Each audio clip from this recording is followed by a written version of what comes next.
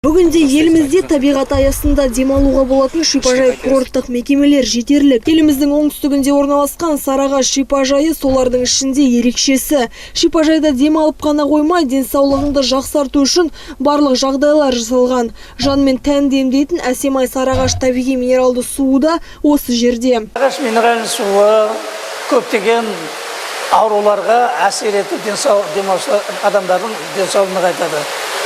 Бір жылда осы Сарыағаш шипажайына 70 мыңдай демалушылар келеді. Солар өздерінің денсаулығын қайтады. Оның эффективнесі, қасиеті 97,8% денсаулық жақсарып, денсаулығы нығайып, еліне қайтады. Негізі минералды суды біз асқазан ауруларына, бүйрек ауруларына, тірек ауруларына қолданамыз. Бұның құрамында миндалевый таблицасының 30 шақты элементі менен микроэлементтер бар.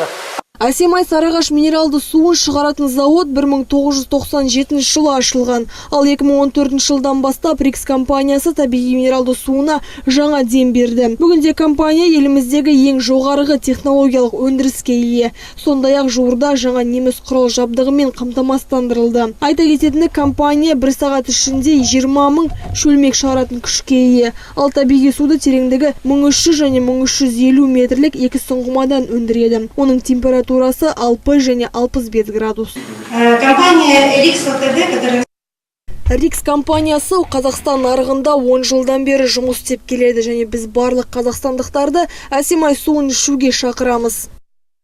Қайлыбаева Оңалапа 58 жаста. 1982 жылдан бері Сарыағаш шипажайында ем алатын көрінеді. Айтуынша, бұндағы судың емі соншалық көп ұзамай Сарыағашқа қоныс аударған. Су аяғымды суға сағанда жоқ, құйғамын, суытып құйғам.